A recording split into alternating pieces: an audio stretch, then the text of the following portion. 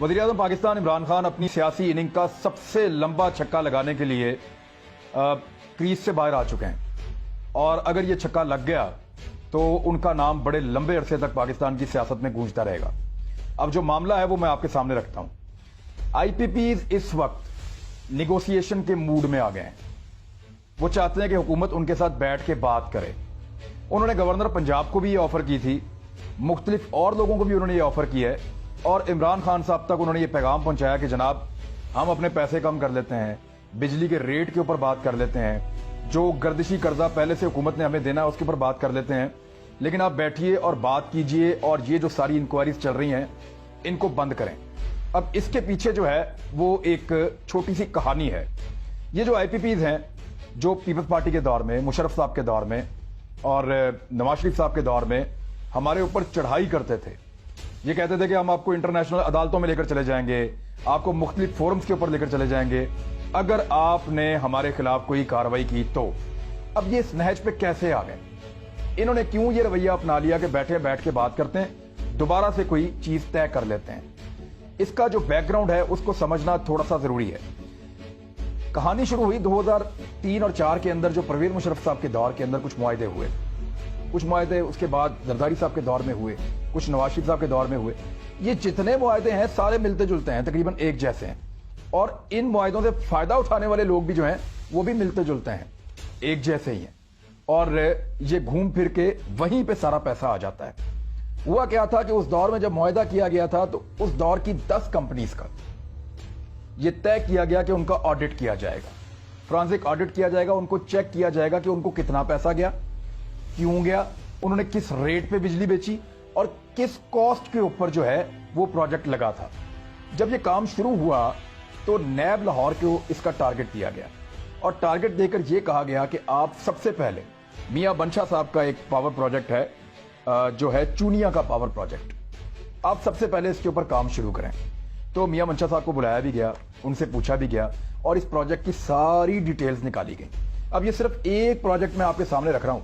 जो inquiry report Imran Khan साहब के सामने रखी गई है वो इस एक इंक्वायरी की बुनियाद के ऊपर बनी है, क्योंकि बाकी सारे भी ऐसे ही हैं, बाकी सबके सब ऐसे हैं। तो ये सिर्फ मियां मनशा साहब की एक जो चूनिया वाला पावर प्रोजेक्ट है उसके बारे में जो इंक्वायरी है वो अब मेरे पास यहां मौजूद है, मैं आपको उसके बारे में बताता हूं। उसमें हुआ ये कि तय पाया था उस दौर में कि 80% पैसे देगी गवर्नमेंट और 20% देगा वो प्राइवेट आदमी जो पावर प्लांट लगाएगा, आईपीपीज का पावर प्लांट जो आदमी लगाएगा। 10 पावर प्लांट लगे थे, उनमें से 6 जो थे वो तेल पे चलने वाले थे और 4 जो थे वो एलएनजी पे चलने वाले थे। अब उन्हीं में से एक तेल पे चलने वाला ये पावर प्लांट है जिसके ऊपर अभी तहकीकात हुई हैं और वो मैं आपके साथ शेयर कर रहा हूं। तो हुआ ये कि जब ये पावर प्लांट लगा तो इसके अंदर जो पहला घपला हुआ, घपला नंबर 1, कि वाटसेला नामी जो कंपनी है उसकी मशीन जो है वो यहां पे लगाई गई, उसका प्लांट जो है वो यहां पे नस्ब किया गया। अब इस प्लांट का एक मैनुअल होता है, जो मुल्क इसको बनाता है उसका एक मैनुअल होता है, उसके अंदर लिखा होता है इसकी कॉस्ट क्या है, ये किस तरह लगती है, किस तरह काम करती है, इसको किस हद तक आप हीट दे सकते हैं, बाकी सारी चीजें ब्ला ब्ला, इसके अंदर हर चीज शामिल होती है। इसकी कैपेसिटी क्या है और इसकी उम्र कितनी है और ये कितने पैसों में आपको मिलती है, ये सारी चीजें उस मैनुअल बुक के अंदर होती हैं। अब वो जो किताब है वो लोकल छपवाई गई थी यहां पे, मजे की बात यह है। और लोकल छपवाने के पीछे जब इंक्वायरी हुई तो पता चला कि इसको लोकल इसलिए छपवाया गया कि इसकी कॉस्ट ज्यादा बताई गई। मिसाल के तौर पे ये मशीन 100 रुपए में पाकिस्तान में आकर लग रही थी, तो इसकी कॉस्ट बताई गई 150 रुपए या 200 रुपए। अब 80% पैसे हुकूमत ने देने थे और 20% पैसे उस प्राइवेट आदमी ने देने थे जिसने ये आईपीपी लगाना था या ये पावर प्लांट लगाना था। तो उसमें हुआ ये कि इसकी कीमत को ज्यादा शो किया गया और गवर्नमेंट से ही पैसे लेकर सारे के सारे पैसे गवर्नमेंट के इस्तेमाल करके ये प्लांट लगा दिया गया। और इवन यहां तक हुआ कि गवर्नमेंट ने जिन इन्वेस्टर्स को लेकर आई आईपीपीज के लिए उनको भी बैंकों से लोन दिलवाया था, उन्होंने भी कुछ जेब से पैसा लगा के, जेब से पैसा खर्च के ये काम नहीं किया था। एक और चीज इसमें क्या हुई, इसमें जो कैपेसिटी है वो उसके अंदर हेर फेर किया गया कि इतना तेल इस्तेमाल होगा तो इतनी बिजली बनेगी। अब वो तेल की मिकदार ज्यादा बता दी गई। यहां पे मिसाल के तौर पे अगर 1 लाख लीटर तेल आता है तो उससे जो बिजली बनती है वो बताया जाता है कि ये 1 लाख लीटर से बन रही है, लेकिन वो बिजली 70,000 लीटर से बन जाती है और वो बिजली दे दी जाती है गवर्नमेंट को। اب باقی کا 30,000 لیٹر کہاں جاتا ہے؟ اس پہ تفتیش شروع کی، اور جب نیب نے اس کے اوپر تفتیش کی تو پتا چلا کہ لاہور میں ایک سٹی ٹاور ہے، اس سٹی ٹاور کے اندر بیٹھا ہوا ایک آدمی، وہ ایک بروکر کے طور پہ کام کر رہا ہے، اور یہ جو اضافی تیل پاور پلانٹس کا ہوتا ہے، یعنی وہ یہ بتاتے ہیں کہ ہم نے 100% تیل استعمال کر لیا ہے، ان کو سبسڈائز چیزیں ملتی ہیں، یہ پیچھے سے تیل لے کر آتے ہیں، یہ کہتے ہیں 100% استعمال کیا، اتنی بجلی بنی ہے، یہ آپ لے لیں جی، اس کے پیسے میں دے دیں بجلی کے۔ اب وہ جو تیل ہے وہ استعمال ہوتا ہے 70%، باقی 30% کیا ہوتا ہے کہ سٹی ٹاور تک یہ پہنچے تحقیقات کرتے ہوئے، اور وہاں بیٹھا ہوا ایک آدمی جو ہے وہ اس کو بیچتا ہے پیٹرول پمپس کو اور مختلف جگہوں پہ مختلف کمپنیز کو۔ تو یہ ہے ایک 2 نمبری یہاں پہ کہ 30% پیٹرول بھی چوری کر رہے ہیں، پلانٹ بھی مفت میں لگا ہے۔ اب تیسری چوری آپ دیکھیں وہ کیسے ہوئی کہ گورنمنٹ نے ان کے ساتھ یہ طے کیا تھا روپوں کے اندر، پاکستانی روپوں کے اندر، کہ جناب پاکستانی روپے کے اندر ہمارا طے پا گیا کہ آپ اتنے روپے میں یہ لگا رہے ہیں اور اتنا منافع آپ کو ملے گا، لیکن کیا گیا بعد میں اس کو ڈالر میں کنورٹ کر دیا گیا۔ ڈالر کی پرائس آپ کو پتا ہے بڑھتی ہے، اور پاکستان میں بہت زیادہ بڑھی ہے، ڈالر کی پرائس ان 15 سالوں کے اندر دگنی ہو گئی، تو ان کو پیسہ دگنا ملنا شروع ہو گیا۔ یہ ایک ہیر پھیر کیا گیا جس کی کوئی جسٹیفیکیشن ابھی تک موجود نہیں ہے۔ ایک اور ہیر پھیر وہ یہ ہے کہ طے کیا گیا تھا کہ آپ کو 15% منافع ملے گا تمام اخراجات نکال کے، یعنی لیبر کا خرچہ، ڈیپریسیشن کا خرچہ، وہاں پہ جتنے ٹیکنیکل لوگ کام کر رہے ہیں اس کا خرچہ، ٹرانسپورٹیشن کا خرچہ، ہر قسم کے اخراجات نکال کے 15% کا منافع اس کمپنی کو ملے گا۔ اب جو منافع وہ کمپنی وصول کرتی رہی وہ ہے 40 سے 50%، اور یہ ایک کمپنی نہیں، منشا صاحب کی کمپنی نہیں ہے، یہ تمام کمپنیز ایسے ہی 40 سے 50% وصول کرتی رہی ہیں۔ یہ بھی ایک دھوکہ ہے۔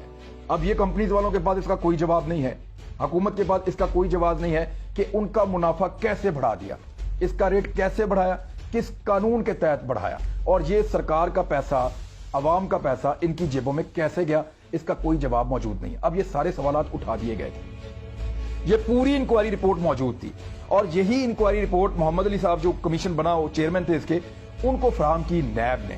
اس کی بنیاد پہ انہوں نے کچھ اور تحقیقات کر کے یہ شامل کیا اور عمران خان صاحب کو جا کے دے دیا۔ اب عمران خان صاحب کے پاس 2 رستے ہیں، یا تو ان سب کے اوپر قانونی کارروائی کریں، ان کو اندر ڈالیں اور ان سے یہ سارا کچھ چھین لیں، اور سستی بجلی عوام کو فراہم کریں۔ بجلی سستی ہو گئی تو یاد رکھیے گا پاکستان میں جو پروڈکشن کاسٹ ہے وہ بہت نیچے آ جائے گی، اور پاکستان کو ترقی کرنے سے کوئی نہیں روک سکتا۔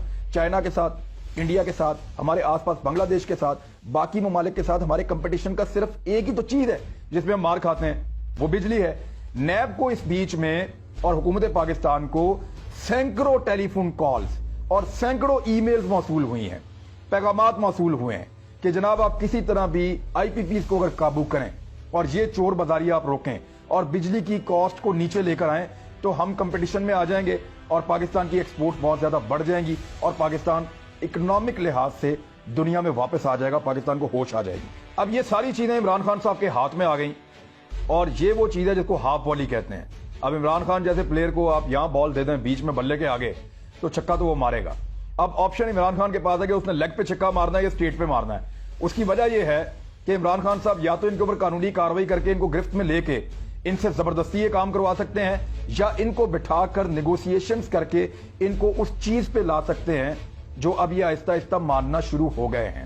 وہ ری نیگوسیشن بھی کریں گے، بجلی کی قیمت بھی کم کریں گے، اور جو گردشی قرضہ ہے اس کے اندر بھی گنجائش نکالیں گے۔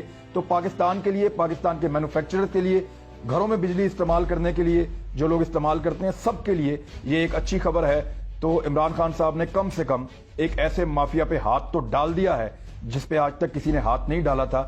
اب دیکھنا یہ آنے والے دنوں میں کہ یہ ہاتھ کتنا پکا ڈالا ہے، کیونکہ اس میں نام بڑے مزیدار ہیں، وہ میں آپ کو بتا دیتا ہوں۔ اس میں جو بینیفیشریز ہیں میں ان کے نام لے لیتا ہوں آپ کے سامنے۔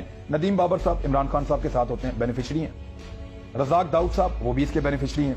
سیف الرحمان صاحب نواز صاحب کے پرانے ان کے رشتہ دار ہیں، یہ بینیفیشری ہیں۔ عمر ایوب صاحب وفاقی وزیر ایک وائے سے، یہ بھی اس کے بینیفیشری ہیں۔ تو کم سے کم 3-4 لوگ تو عمران خان صاحب کے قریب ہیں جو اس سارے پروسیس کے بینیفیشریز ہیں۔ میاں منشا صاحب ہیں، وہ شریف خاندان کے قریب تھے، اور دیگر اور کچھ لوگ ہیں۔ تو یہ صرف 10 آئی پی پیز کی بات نہیں ہے، اس کے بعد لگنے والے اور اس کے بعد لگنے والے، ان تمام کو بٹھا کے چیزوں کو سیٹل کیا جا سکتا ہے۔ میرے خیال میں یہ ہو جائے تو ہم سب کا بڑا بھلا ہو جائے گا۔ یہ انفارمیشن میں نے آپ تک پہنچائی. اگر آپ کو پسند آئی تو آپ میرے چینل کو سبسکرائب کریں, لائک کریں, شیئر کریں, دوستوں کو بتائیں یہ انفارمیشن, تاکہ سب کو پتا ہو کہ ڈاکہ پڑا کہاں پہ ہے اور پکڑا کیسے گیا ہے. اپنا خیال رکھیے گا. اللہ حافظ.